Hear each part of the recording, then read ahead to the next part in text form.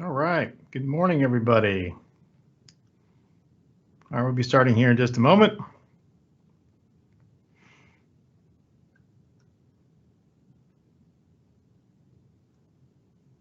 All right, let's get started.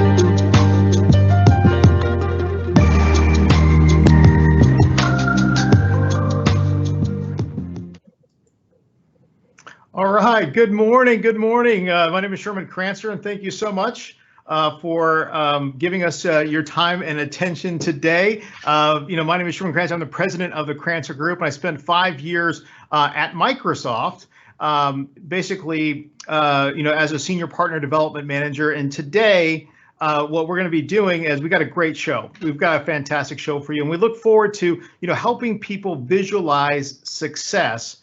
Understand the why and the how of being successful. And so I'll typically lead this off with, dreamers are the ones that talk about what they're going to be doing, and leaders are the ones that do what they talk about. And basically, I like to ask myself this every single day. Are you a dreamer or are you a leader, right? Ask yourself that type of thing. So before we get started here, we got a lot of things to cover. It's really going to be a fantastic show today. I want to make sure that everybody can go to the chat window, go ahead and ask some questions, because we want to make sure that you have the ability to ask, the speakers, right? We have a packed agenda. We're actually going to truncate a couple other things to make sure that this works well. So what I'm going to do actually right now is let's go ahead and introduce our speakers here. If Ryan and Kevin, if you could just show your video here, I'm going to go ahead and just go ahead and introduce yourselves real quick, and I'll go ahead and Kevin, you go first, and then we'll go to Ryan. Hey, thanks, Sherman. I'm Kevin McMillen, founder of RyanTech Cloud Services. I've been a Microsoft partner since the program had started, and very proud to know and work with Sherman over the decades. I'm very proud of the other young man you're going to talk about. So why don't you go ahead and take him? All right, Ryan. Hey, Sherman. Thanks for having us today. Hello, everyone. I'm Ryan. I'm the president at RyanTech. Fantastic. Thanks so much. Thanks so much for this. So let me go and get right into the agenda here really quickly. Today's going to talk about a little bit about the WindWire. We're getting into building AI, what's next, and then connect. That's pretty much what we're going to be getting into today. So, one of the things that was very interesting this last month, after the last show, we had a bunch of partners, like 6 or 7 partners, schedule meetings with us, and then they asked us, hey, Sherman, exactly what do you guys actually do? And now, I've always bristled at making this a commercial. I really don't want to make this a commercial. I want this to be a place where we can, learn from each other, where we can learn. So I've always been really careful with what. So in a nutshell, just to let people know, we help partners grow exponentially. And this is by focusing on business fundamentals, and then installing a hands-on lab go-to-market campaign using the Microsoft customer immersion experience as our pillar, right? So basically, each one of our partners, they get one demand gen CIE, customer immersion experience, a month, and we drive the demand. We typically get about 30 to 36 registrations, about 15 people show up, and through our methodologies, we're getting about 4 net new opportunities per month. That's pretty much what it is. We actually created a factory. We dial the numbers. We're looking for dark to cloud customers. We're looking for people that don't have Azure currently right now, or are interest in a Power Platform or security. And it's become a factory, and it just works. And that's pretty much it. So that's all we're doing with Windwire today. I want to get right into it, right? And get back into it. Enough about us, because it's really, this is our place where we can learn from each other and grow. Now, once again, please, utilize the chat window. Now, if you're on LinkedIn and watching this through our LinkedIn Live, we have a total of over 600 partners coming today. This show is just blown up, and it's really, really awesome. So thanks so much for here. So we have a poll here. Go ahead and answer that poll if you like. We can talk to you about that a little bit later. However, let's go ahead and get right into it. So, Kevin, if you wouldn't mind popping this open here, putting on your mic. I think, one of the first things that we want to get into really is, every superhero, has a story. What is yours, and how did you break into IT? And I think we just lost your video. You want to put it back on? There you go. All right, perfect. It's that finger. I gotta click it. All right. So every superhero has a story. So can you give us some idea, of where you started and how you broke into IT? The joke is I'm just an old ski bum that was in Utah that knew how to use Excel. But the reality is, my superpower, I've been told by others, is my ability to understand the automotive sector, so that vertical, the industry of automotive, and apply technology to fix issues that are in the industry by using some of that technology. And we've done that over and over. Of course, we're going to talk about some of those examples today, but really the superpower isn't all that much of one. It's just understanding an industry and embracing technology for it. That's great. That's fantastic. So if we were to kind of just talk about a couple of things here, I want people to kind of get to know you a little bit, better. What would you say, is your biggest achievement, personal and or professional? It's an easy question to answer, but it's a bit emotional for me. I know in our team, when I named my son president, I started breaking up in tears to the entire group because I was handing the reins over to him. But the answer to your question is very simply, we've done a lot of things, and I've done a lot of things in life, but both of my kids are presidents of their own companies. They're entrepreneurs. They're thriving and successful. That's it. That's what I'm most proud of, both personal and professional. I think that's amazing. I really do. And I remember when you and I met each other, gosh, about 5 years ago. Oh, yeah, 5 or 6 years ago. And I remember it said RyanTech, and I remember I was like, what I remember thinking, like, what's the story behind that? And then you mentioned that to me, and just to think, 5 years later, 4 years later, wow, what an amazing thing, right? Just being able to do that. What a great, legacy that you can leave. But to the credit of Ryan, he's an incredible CEO, and we actually have Ryan on today. We're going to be talking about a couple of things that we are doing, or that RyanTech is doing later on. So we'll bring him in on the conversation. I think for the group here, one of the things is we're really talking about how Kevin built a multi-million-dollar business using AI. Okay, using AI and building a modern data warehouse. And a lot of us are talking about this a lot today. So I think our next question really is, and I think this kind of goes back to understanding who you are, understanding what you know, and understanding, okay, what business problem can you solve, right? So tell us, what industry did you know, and how did you parlay that into building a successful IT practice? Sure. Yeah, I was just one of those nerdy kids at an insurance company in Southern California that served the automotive industry. And I was lucky, super fortunate to have some people who put their arms around my shoulders and said, hey, technology, Excel spreadsheets, we need technology over here, and embraced me. I was able to really exercise my IT knowledge in that one specific area. So automotive is definitely the industry that kind of took a hold of me. And we started off programming forms that got printed out of printers for this insurance company so that there was less duplicate data entry being done at the dealership when you buy a vehicle. Like, that's as simple as it was. Then it evolved into integrating into the dealership's mainframe system, calculating out the forms, doing all kinds of VIN decoding and all of these other things. But realistically, it was just, I was that one that they would tap on the shoulders and say, hey, go get Kev, that IT guy. So hopefully there's hope for you're the person that does everything in the organization. You can be that guy or gal for that matter. So you said forms. I mean, interesting. Everything today is about Power Automate, right? And forms, and like literally, you didn't really realize it, but you're like, okay, how do we make that a little bit faster, right? And that's interesting, right? Kind of moving into that, I think,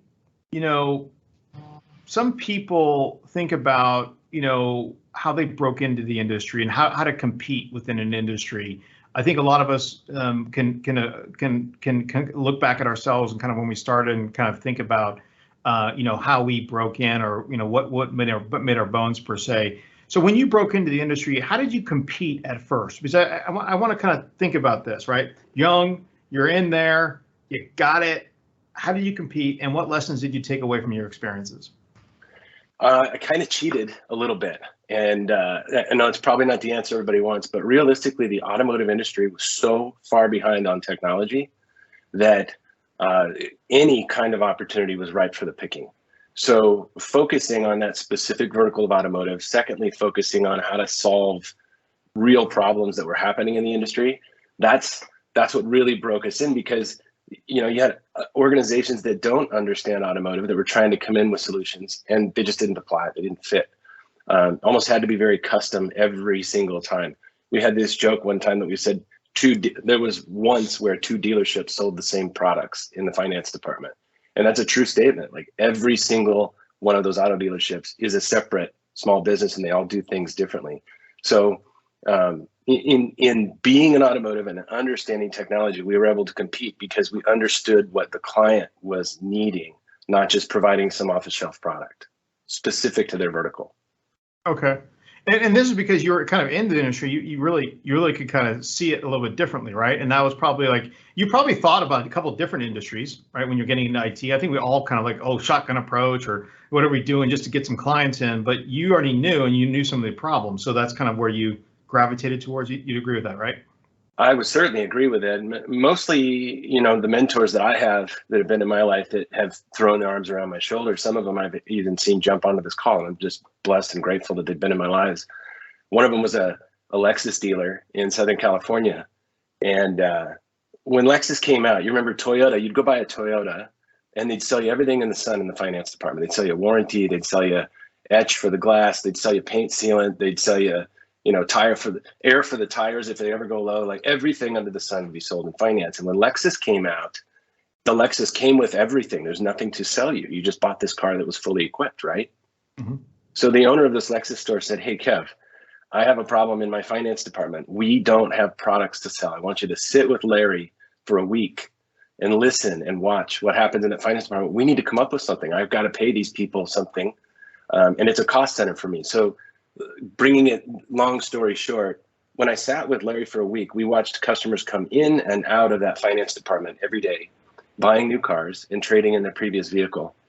And this dealer had asked me, he says, there's got to be something we can sell. There was one common thing we had with every single Lexus owner that walked in. They had garage door openers in their previous vehicle, and they brought them into their new vehicle. And I know this sounds silly, but the truth is that garage door opener was the biggest sale item that we had for 5 straight years. Lexus dealers across the nation listened to this one concept, and that was, we built a recorder, a digital to audio recorder that took the garage door opener signal from the actual remote, programmed it into a device, installed it into the Lexus, and made it so that it would only work when the vehicle's ignition was on. And that sounds like, oh, a neat IT thing. The reality of it was, when the customer was sitting across Larry in the finance department and had those garage door openers, and we printed out their vehicle registration and we walked them out to go move the stuff from their old vehicle to their new vehicle, we realized that the customer's home address was sitting on that registration that we just printed. And the key to their front door was literally hanging on the sun visor of their Lexus. And customers got scared when we pointed that out, because all we had to do was break a window, grab that garage door remote, look on the registration, and you could literally walk into somebody's house. So fear selling on accident actually started selling products in there. And we sold usually 2 installations per vehicle sold, because the owner of the new Lexus who wanted that feature in their car wanted it on their other vehicle as well, even if it was a non-Lexus vehicle. We did that all throughout the country. So, understanding the industry, absolutely understanding a need, and then implementing on it was the way that we made that happen. Now that wasn't AI 20 years ago, but we've done the same exact principle multiple times since then. And you've got a slide to show some of those products that we've done that with. Yeah. So I kind of want to go into a few different examples to kind of help people visualize, creating, like, thinking about AI. However, I do want to go back to what you were just saying here for a moment, right? You were thinking to yourself, or you just mentioned how you sat with the fleet manager, right? You sat with the fleet manager and you're watching and you realize that Lexus, they're a great car, right? They just have everything. So it's like, but you're thinking in your head, like, okay, what kind of problem can we solve? And that's tough, right? That's tough to kind of think about that. I don't know. I kind of wonder, like, how did you go from providing IT to kind of making this, like, okay, what do we do next? And then how did you get approval to create a device that is going to be installed inside of a Lexus? Like, I mean, I conceptually have a tough time thinking, how do I do that, right? How do you help us with a couple of those? No trade secrets, of course, but help us understand that. Well, I think these days it might be a bit more difficult, but back, 2 decades ago when we came up with this, the dealer was just trying to find a way to serve customers and sell products. And when we found that one problem that was unique to every customer that walked in that finance department, and we solved it, I don't know if I'm answering your question, but that's typically what you and I have spoken about in the past, which is finding the niche and then addressing the need. And what we did is we addressed the need. And that's the thing. I think also there's like a lot of IoT things, a lot of things that are cool, but I think creating something that using AI or IoT that actually solves a problem is really where you want to focus, right? Solve a problem, increase revenue, decrease expense. That's where the nuts and bolts. So that's where the money really probably is. If you can find something, not necessarily in the automotive, but in any other industry, right? Predictive maintenance, predictive, forecasting, that kind of a thing. Okay, cool. For certain. Hey, can you run us through a couple of these examples, of the 3 scenarios in the automotive industry of how you kind of put these things together and where you are now? For sure. These are 3 basic examples too that we'll talk about. The third one is what we're doing now. But in these examples, we used 100% of artificial intelligence in these product suites and solutions. The first one being VIN decoding, DMSI, and CarPod. And in our past, the automotive industry was just barely, in 1998, was just barely starting to do online listings for vehicles. And I know today it sounds silly, there's an app for that. And there's a photo and there's 360-degree images and videos of vehicles. There's incredible detail on the car. But as you saw in this slide, back in 1998, this is a current Craigslist listing on the left side of the screen. That's what listings look like if they even had a picture of a vehicle available to a customer looking for a vehicle online. And to the right is really what it's become today. The evolution from left to right is what AI did. So the simple piece of it was, the problem was that the data wasn't normalized. So sometimes somebody would have the word BMW in their dealership management system. Some would have just B. Some would have, let's say it was a Ford, it would say FOR as opposed to FORD. So data normalization was not a thing. Many times the information available to the internet was stale. So let's say a vehicle was sold on a Tuesday at 3 o'clock. On Wednesday, it was still showing available online, and that was upsetting customers. And the vehicle listing was wrong. So for example, on the left-hand side, it says there's a 2007 BMW 328xi, 328xi. Well, I don't know about you, but if you go into any BMW dealership, you can't find that car with the same trim level twice. And on the right-hand side, it's all super cleaned up and really wonderful. What we did over the years is we integrated the VIN number, the decoding of the VIN number, the data that existed in the dealership's management system, the historical information that we had of vehicles that had come across our platform over the years. And we purchased third-party data that we then augmented. And as you go through some of the other slides that I've shared with you on this concept, when we evolved through all those processes way back in the day, 20 years ago, we had to artificially make decisions about vehicles in particular areas of the country in order to make that vehicle record accurate. Now, today, this is a thing that just happens automatically. There's so much data and so many providers that the magic of doing this in the past is just simply normal today. Wow. Wow. Let's get into this next example here, and the VIN DMSI car pod, the resolution. Yeah, so an example of what we had done there, when we pulled the information out of the dealership's DMS and looked at the VIN number, went across our databases, looked at the information that we had historically on VINs that were similar, we could deduce what was, let's say, equipped on the vehicle, maybe what color it was, what transmission it had, whether or not it was four-wheel drive, two-wheel drive, and the like. More importantly, where AI really got into it is when we started looking at, let's say, Ford F-Series pickups that were in the Denver area that were had a base list price of $32,000 or within $1,500 of $32,000. We were able to deduce that that vehicle was, let's say, a Ford F-250 Super Duty short bed with a P3 package. So we got, with all of the data and the analysis that we did on those vehicles, we were able to determine that vehicle record. And once people, or dealers, started utilizing imagery to enhance the vehicle record as well, it just went off the hook. In fact, we had, for dealers that participated in our scrubbing and AI program for vehicle inventory, they were selling 30% more vehicles than ones that were not on the platform because the listing was accurate. It was usually had a photo. It was not stale. And we added additional data to enhance the actual record. So when they misspelled Ford or BMW or whatever, we cleaned all that up for them. Oh, wow. Oh, wow. That is awesome. Now, I think the before we get into, let's see. So we have the end result here. You know, one of the things that I wanted to kind of to talk, this is the one, this is the money, the IoT. Now, I think everybody here pay special attention to this because this happened 5 years ago, 6 years ago. Okay, this is before. I think a lot of us are conceptualizing, oh, building a modern data warehouse. Okay, now streaming data, get some IoT. Let's make some things out. So let's go over this one. I think this is one of the. I mean, not that the other ones weren't cool, but this one I think is just fantastic. So tell us about how you did this, what you solved, and you know how the success of it. That'd be awesome. Well, the funny cheeseburger story is usually how I start this out. Yeah, that's great. That's a good one. Okay.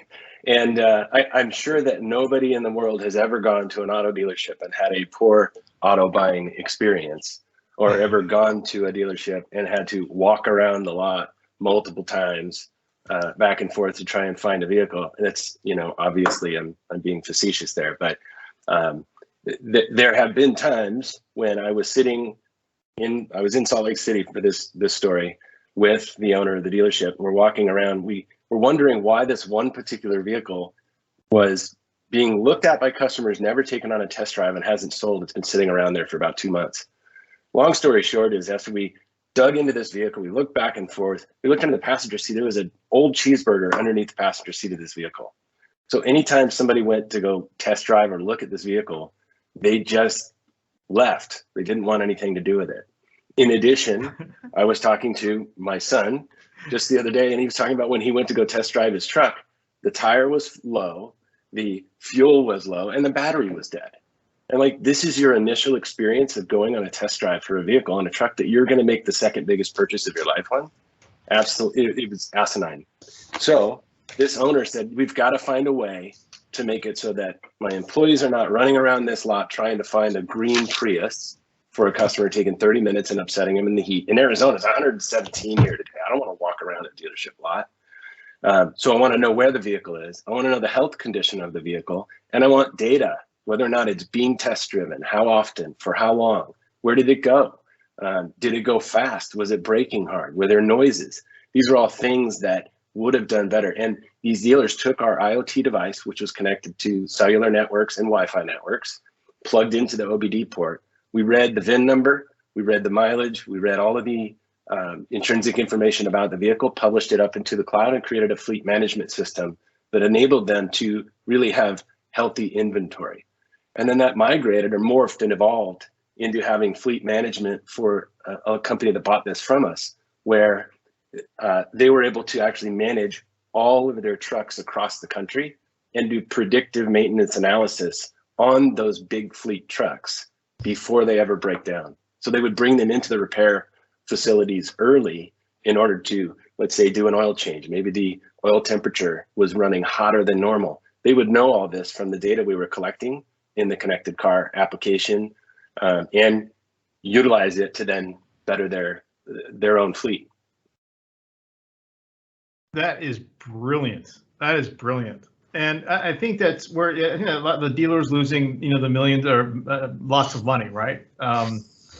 That's the business problem you are solving, is to increase revenue on their fleet vehicles, or decrease the cost of the maintenance, or decreasing the number of vehicles that are out of service because they were not predicted maintenance, right? And how many days would those, if they're out of service for 3 days, what is the cost of being out of service, right? And then that's real cost, and those are real numbers. And was it an easy, when you figured out the telemetry and you figured out like the numbers, was it an easy sell in that, at that point, like, wow, we need to do this for all of the cars?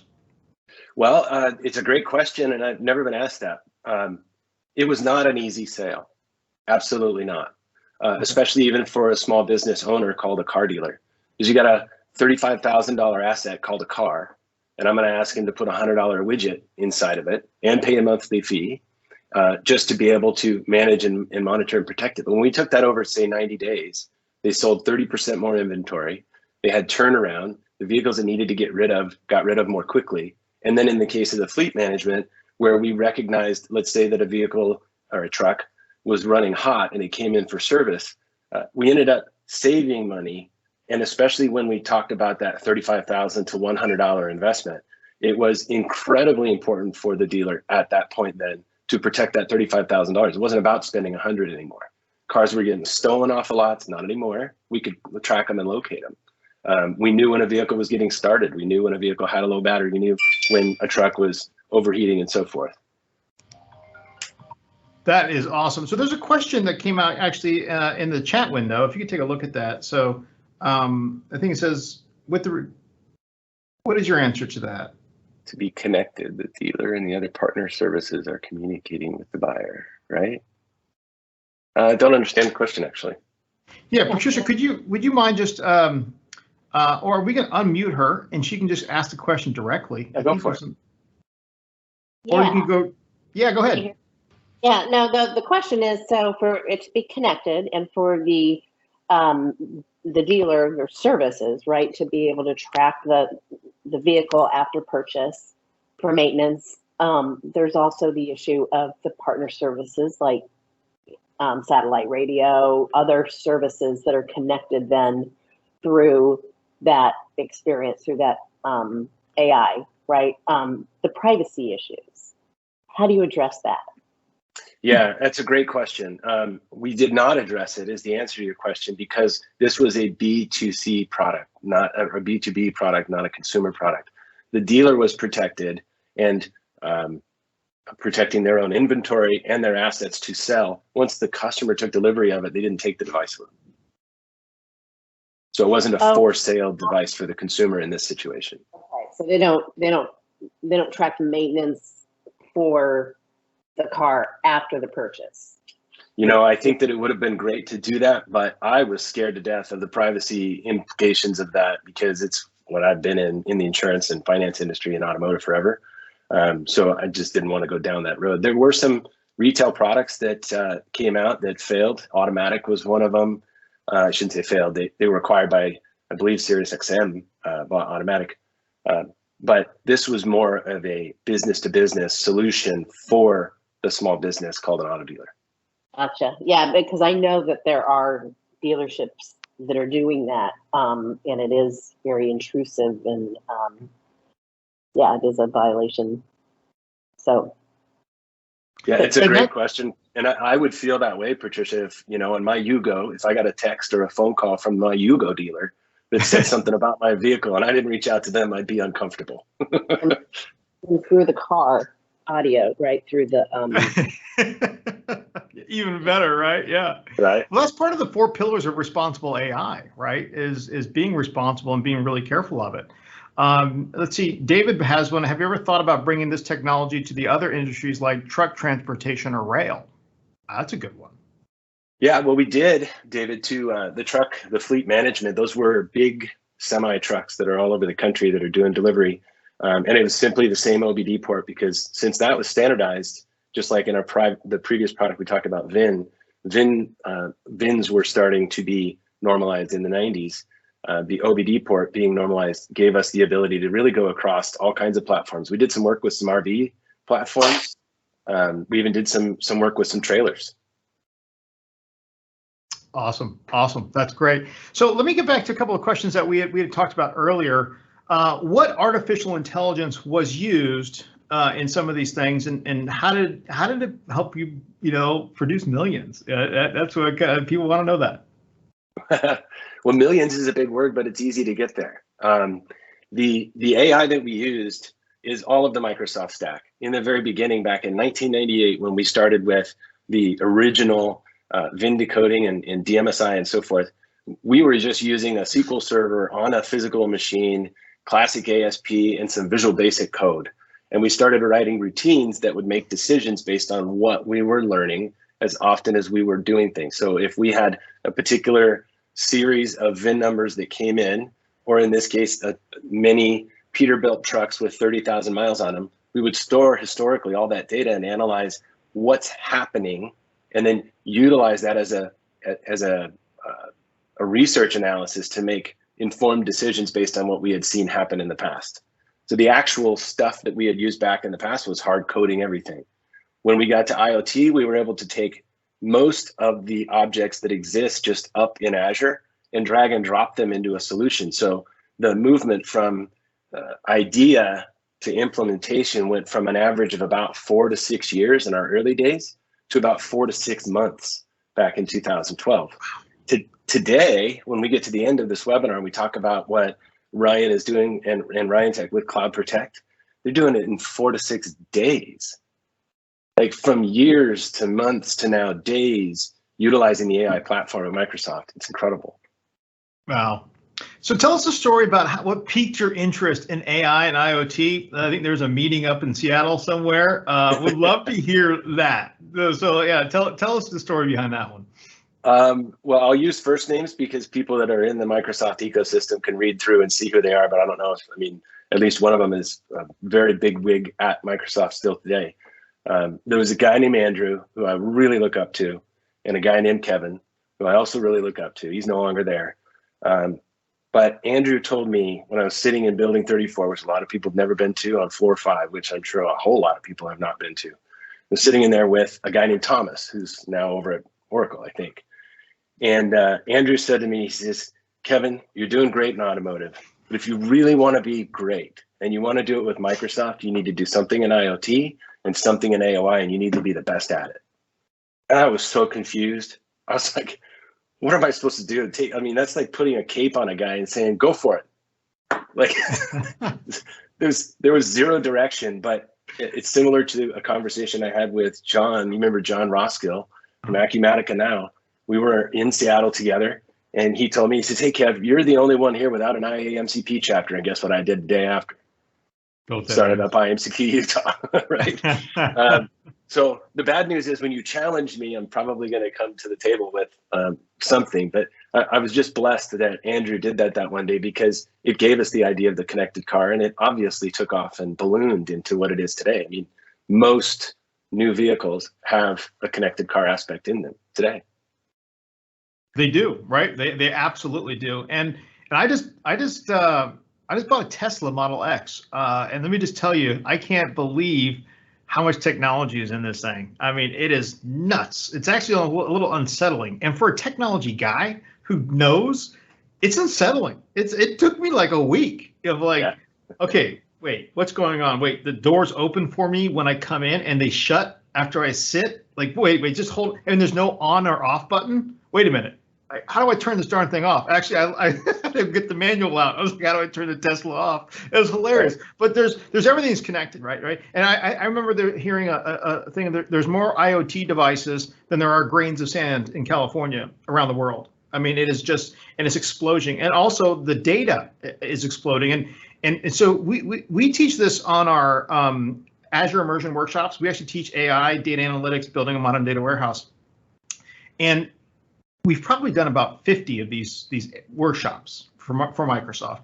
And it's amazing. Every time I do these things and building with Cosmos DB and Data Factory and Data Lake and all this stuff, I keep thinking, oh my gosh, there's so many things that data can do. And that now that we're able to track it compared to even 10 years ago, right? Mm-hmm. 10 years ago, we didn't even know. I mean, it's just boom. And if you're not kind of going that way, you really need to start thinking about going that way. David actually asked to share your road to WPC story. Do you want to do that one first, or do we want to go into Microsoft stuff, or what you want? Can you share that one? I can be quick. Yeah, I can be quick. Yeah, David, thank you for mentioning that. David was a big part of that, along with a whole bunch of other Microsoft partners. And we, in the IMCP development of building out these chapters across the country, getting Microsoft partners together, we came up with the road to WPC 16. So this was 5 years ago. And the company rented an RV. We put in one of these IoT devices. We painted decals over the entire RV. WPC 16 or bust. There's pictures of it all over the Google. You can find them. We have them. And in fact, Microsoft Marketing took our little Chihuahua and my girlfriend and I and put us in the picture and put us all over Twitter. I mean, it was really fun. But yeah, we had T-shirts that we printed for all the people that were in support of it. We went from Phoenix, Arizona to Toronto, Canada by RV. And we published the entire analytics of the RV, the temperature, the fuel level, our speed, every bit of the telemetry on the vehicle, all the way up to Canada and back. And we met with partners, I believe 6 times on the way to Canada, 3 on the way back, and had parties and get-togethers where we were sharing this silly idea that Andrew put in my head, that we had to be the best at it, and we had to be in IoT and AI. And it was just a fabulous experience. It was absolutely fabulous. David was actually there in Toronto at the hotel with a bunch of folks outside screaming, holding his hands up as we pulled up into the RV. And man, we just had such a good time. Being a Microsoft partner is without a doubt the most fun thing to do, especially now that I think the Microsoft Partner Network is really focused again on partners and delivering, and especially like, for example, what you're doing for us. Well, I appreciate that. I appreciate there is. It is fun. It's innovation. And I sometimes think, gosh, even if you had an MIS degree, even if you graduated with an MIS degree 4 years ago, right? Like, you'd be behind the times if that's all you like focused on. I mean, it's just changing so fast, but it gives everybody this opportunity to keep innovating, to keep reinventing themselves or focusing on certain things. So that kind of segues into our next question. It really is, if you're just starting, to give some advice, to people. If you're just starting, what areas of the Microsoft stack would you focus on, or would you give advice to the partners of tomorrow? I call them. Sure. Yeah, and I'm not afraid to basically tell the secret sauce to any Microsoft partner or somebody wanting to become a Microsoft partner that we may compete with, because really, if you're looking at a niche and you're looking at solving a solution, the two of us can't do the exact same thing at the same time anyway. There's plenty of business out there to be had. The answer to your question is this: Microsoft, as well as other providers, but on a we used to say, Sharon, that you cut my veins here, little Microsoft logos pop out, right? That's an old saying that we used to say. I'm still that guy. I mean, I have a lot of Google stuff. I have an iPhone, but I'm a Microsoft guy. And the areas that I would say are absolutely, without a doubt, where a partner or an organization should focus is 100% in AI, 100% in the cloud, 100% in the logic apps, 100% function, Azure functions and so forth. Office 365 these days, or cloud email, is quite simply like gas for a vehicle. You have to have it. It's just the de facto normal. So now understanding how to use these tools and get to market faster is, in my opinion, the way that you can succeed as a Microsoft partner or a technology provider for a particular vertical. I love that. I love it. I love it. It's innovation. It's utilizing the new things. Power Automate. We're finding through our sessions, Power Automate, the Power Platform, Automate, Power Apps, Power BI are huge. It's unbelievable. The response. We'll send out these meeting invites. We'll get 36 regs, and we're thinking, typically it's like half, right, come in, but we're getting like 25 of the 36 showing up because they're trying to figure out how does Power Platform work in my business, an approval process, and there's big money in there.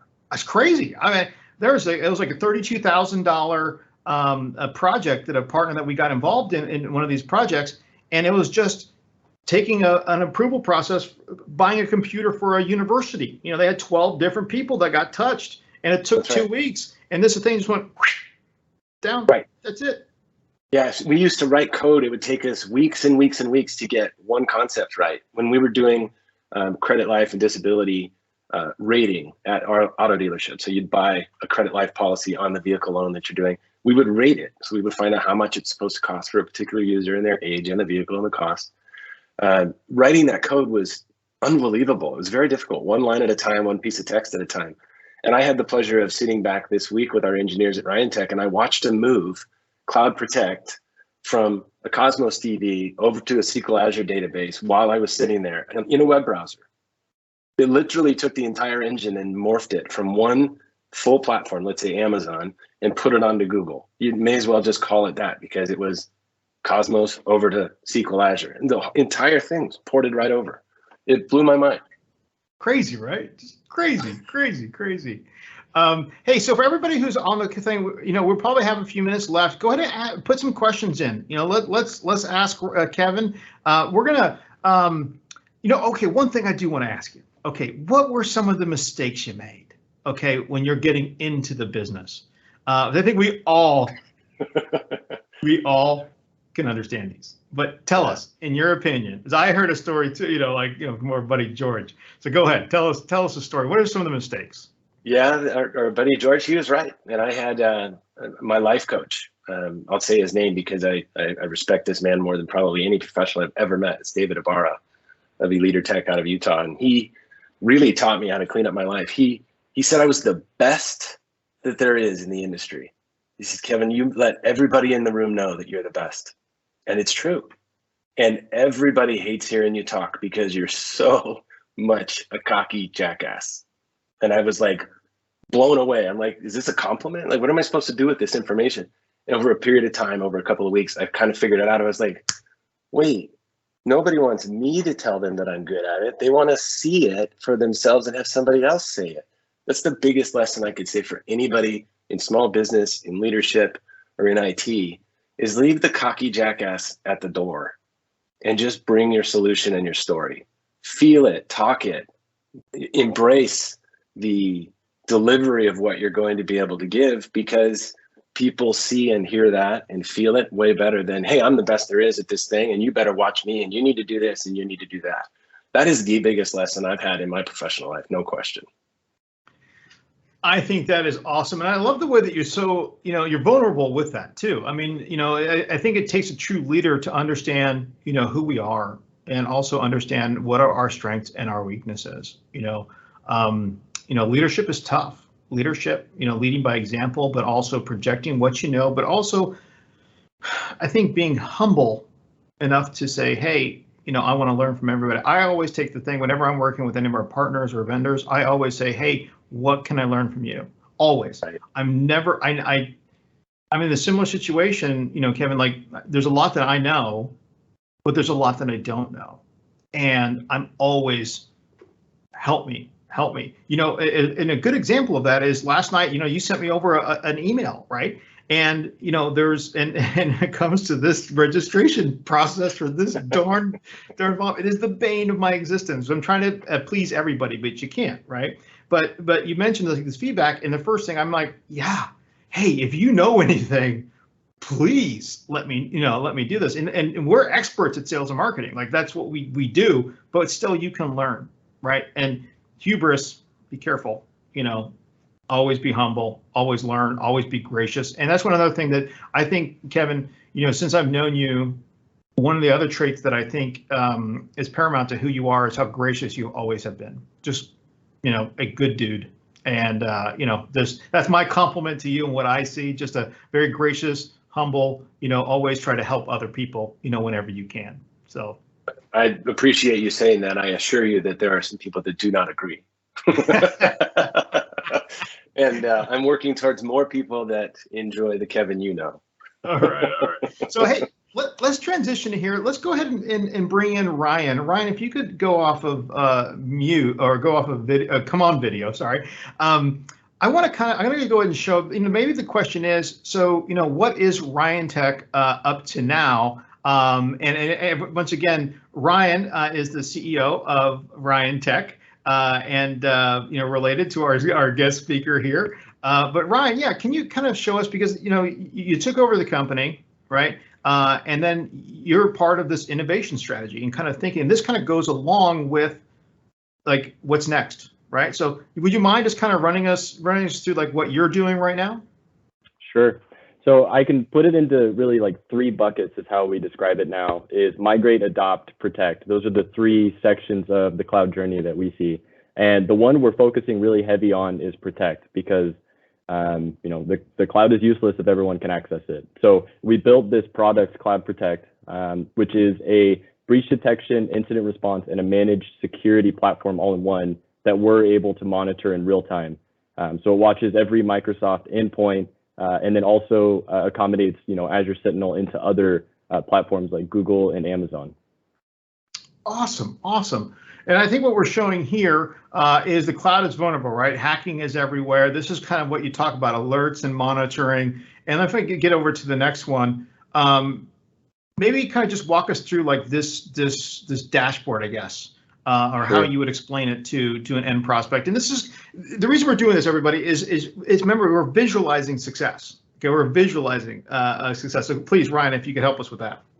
Yeah, so this is just a snapshot of what Cloud Protect's doing, the data it's watching, and this is an example of real data that was run through that we changed, what was showing. But these are accounts that popped up as suspicious. So this would have came up because of Azure Sentinel. This came up because a SQL database was logged into from a weird location, or a file was downloaded from SharePoint in a location it shouldn't have been. And that's all tracked here. Okay. And so how did you come up with this idea? Because I think that's what we want to maybe kind of come up with, because there's different iterations of what your company's done, right? And then it's like Cloud Protect. What was the onus? What was the reason why? And maybe the packaging, and kind of help us understand that. Maybe even provide some ideas. Maybe if you had an idea around profitability or restructuring your clients, can you help us with the start of the idea? Sure. So the idea started because we look at what we're doing with our customers every day, and we look at their pain points.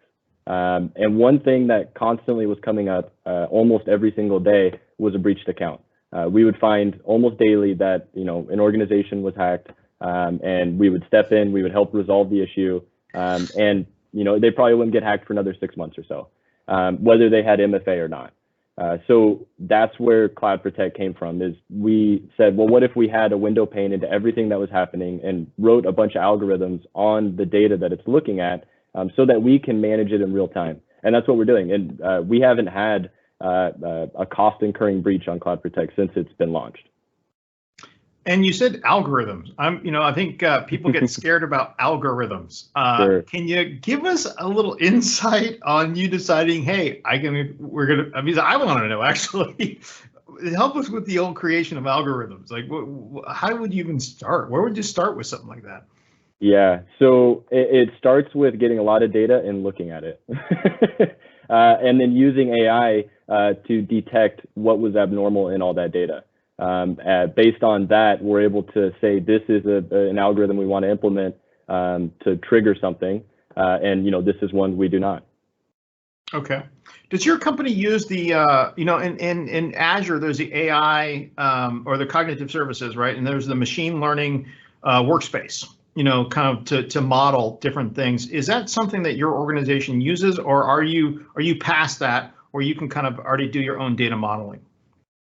I would say it's a little bit of both. So, I mean, we're using everything we can in Azure, including the bots that are available in Azure, to get what we can out of insights from those systems. But we're also doing it on our own too, and kind of meeting in the middle. Okay. Yeah. So one of the things I thought was pretty neat. When we're teaching the AI to corporate enterprise customers for Microsoft, one of them is just AI, and they keep going back to that machine learning workspace. And I liked it because it allows you to use workbooks, right? I think they're Python workbooks to actually, it gives you examples, and you can run the code, and then you can kind of see an example based on a connection point, right? So I always thought that was kind of cool, and I think it also allows new partners who are thinking about this to conceptually understand that path, right, to getting to an algorithm. That's hard. I mean, that's, yeah. But you also don't need to be a data scientist anymore, right? I mean, I think Microsoft is helping out with that. Yeah. Okay. Yeah, especially with Power Platform. I mean, you can bring your own data, plug it into Power BI, and start dragging and dropping stuff. And tell us, what would you say in the past 6 months? Or let me back up here. Security is always, in our minds, always should be number one, right? All of our customers should think security is number one. Yeah. But a lot of our customers, I think, when there's no noise, they're like, oh, security is the back burner. Let's go back to this. What have you seen in the past 6 months as far as customers' interest in security? Sure. It's a good question. I would say, security is obviously of interest when there's a problem, like you said. And I would say it's really bringing forth the examples of where you're not safe and having those conversations. So pointing out where most of the vulnerabilities lie, people seem to be pretty prone to listening to that conversation. MFA isn't an end all be all. You can get hacked on MFA. And I think the more people come to realize, okay, just because I get a text on my phone with my code, I'm not safe anymore. People are willing to listen to that. Yeah, that's awesome. I've seen a big uptick. We, with our security webinars, with Azure Sentinel, and they're a big uptick. And like, okay, yeah, we've got to take this seriously. We've got to, like, it's happening. It's not just hey, people are scaring us. No, it's happening. Yeah, it's happening. So yeah, we even see, in fact, on deploying Cloud Protect, 2 out of 5 companies were already hacked. Okay. Yeah. So let's talk. Wait, just a second. So they're already hacked, and how many days? We're not naming any companies, but how many days was the hacker in? That's a good question. It varies significantly. Usually a while, months, up to a year. Typically, a hacker will hack an email and then sit and wait, set up RSS feeds, rules, things like that, because they don't want to trigger another login. They don't want to show up on a breach detection. They don't want to, any of that. So they'll sit there and they'll just watch. Yikes. Cool. Let's just pivot over to marketing. You guys do a great job. You always have done a great job. You understand the importance of marketing, long tail versus short term, to build a profitable business. What are your thoughts on that? And maybe talk about what we just did recently. I think that's a good thing to highlight. Yeah. So right now, working with you on training organizations, teaching around topics like security, and pointing out the vulnerabilities that are there that people may not be aware of is a huge point for the marketing side of it. I think that there's been a shift from the past where there needs to be a lot of online presence and discussion, and focusing very much so on what you do well. Great. That's awesome. And Kevin, let me bring you back on in here too. Let's kind of have both of you there. Let's talk about maybe yesterday's. So we did a lab for you yesterday, right? And you came in and we got 36 registrations. Out of those 36 registrations, 22 people showed up, which is pretty amazing, right? They showed up to this darn thing. And then out of that, we've got a total of 5 secure score assessments, and then 2 that wanted to do the Cloud Protect. When you think of those types of results, now some of these are bigger companies, and it may seem small on the stuff, but how do you envision those results? Compared to like other marketing type of initiatives. Yeah, you want to take that, Ryan, or would you like me to try? Yeah, why don't you start? Okay. I mentioned this too. I got a text from Ryan yesterday. He was like, "Hey, 6 leads in 30 minutes. I'm happy." That's all the text said. And I was like, huh? Like, how did that happen? We haven't had those kinds of lead numbers come in years since, the cloud was brand new or DMSI was brand new and it was a hot product. But the answer to it is the percentages of engagement, Sherman, that you've been able to do and that we're realizing in Marketing Cloud now are what matters, not the numbers. Because if you throw a whole bunch of money on social media to get clicks and they don't create anything and you're at 8%, let's say CPC, it's nothing. It's junk. But if you get 30 people to show up to a webinar, 6 of them say, I think I might be interested, and 2 take a meeting, you're talking about 30% engagement, not 8%. And the cost of engagement or customer acquisition cost is down so low for being able to participate like that. And it's personal, like this conversation we're having right now. I'm bleeding everything that we've done over the past couple of decades, but it's all truth. So I think people that are listening to this or that may listen to it in the future are going to say, yeah, that's good content. I think I want to do business with those folks. That's awesome. That's awesome. I didn't know about your text, but that's cool. 6 and 30. I got this. This is good. This is good. Well, I'm glad that we're able to produce. I was so confident in it that I told Ryan when we were talking, I said, Ryan, just let's do a month. I'll show you. I'm not going to sit there and say, oh, you need to sign a contract for 12 months. It was like, you're a good friend. I was like, I'll show you. That's how confident we are, and the factory works. But it's a lot about, I think a lot of it has to do with targeting too. You want targeting, specific targeting. Who are you going after? Who's your customer persona? Because the worst thing you could do is get a whole bunch of people on a webinar that have no ability to buy anything. Right? That's the killer, right? Because then you're wasting your time, your effort, you're contacting them, and or you're getting too small, right? So we only look for companies that are between 5 and 50 million, right, in gross revenue, because we know they got some money.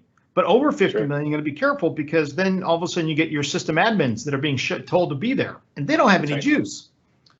So it's all about targeting, right? And then we can do verticals. But I'm glad that you could share that. We're at 10:56. I put up here for just a contact. If you want to contact Ryan here, I'm presenting that to you. Want to say thank you so much. Kevin, Ryan, really I can't say enough. I think this discussion has been really fantastic. For the rest of the group next month, and actually Helene is on today. We've got Helene Cohen is coming from Microsoft. And we're going to be talking about partner communications and kind of how to work with Microsoft, how to get more involved, where to find things. As Microsoft loves to say, hey, here's the salmon, and it's got 3 dots on the tail. Do you like the salmon? Do you? Hold on a second.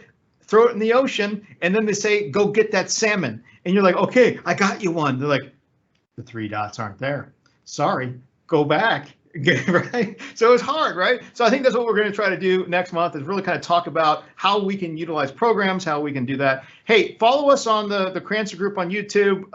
Hey, if you're not go to LinkedIn, please, and put in go to our channel, it's Crancer group channel. That's where we post a lot of stuff. We'll be posting more things there. A couple last comments here. David Gerson says the team at RyanTech are incredible. Best group with incredible integrity. Carol, Katie, Ryan, Kevin, Christy, everyone, partner with them if possible. That's awesome. But back to Ryan and Kevin, thank you so much. I really, really appreciate all that you're doing and all that you've been able to share today.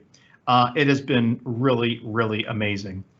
With that being said, we are going to be landing the plane here, and want to say thank you. If there's any last questions, please put into the window. There might be an ability to ask, or maybe ask one more if you like, or we'll sit tight. But anyways, thanks everybody for coming today. Really do appreciate it.